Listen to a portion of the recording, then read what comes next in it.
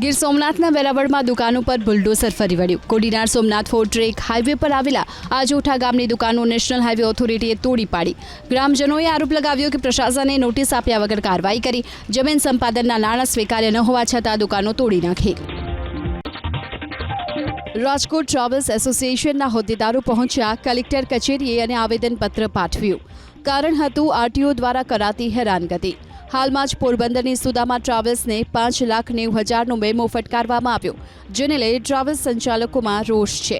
Travels સંચાલકોનું કહેવું છે તેમની પાસે નેશનલ પરમિટ છે અને તેઓ કેન્દ્રને ટેક્સ પણ ચૂકવે છે, તેમ છતાં આરટીઓ વિભાગ હેરાન કરે છે। ગાડી આવી છે 7 મહિના થયા છે ગાડી આવી અને 7 મહિનાનો ટેક્સ એને પેનલ્ટી શીખેનો ગણ્યો છે। તો ઓલ ઇન્ડિયા ટેક્સનો મતલબ કે બધા રાજ્યમાં ચાલે છે, ગાડી ગમીને જઈ શકે ને આવી શકે, એમાં ઓલ ઇન્ડિયા ટેક્સ એનો જ ભર્યો છે। તો અમુક અધિકારીઓના લીધે આવો મેમો આપવામાં આવે છે, અધિકારીના મનમાનીના હિસાબે। સરકારનો સપોર્ટ છે, પણ આમાં અધિકારી એના જેમ અધિકારી બદલે પોતાના નિયમ બદલાવે, એના માટે આ આવેદન દેવા આવ્યા છે।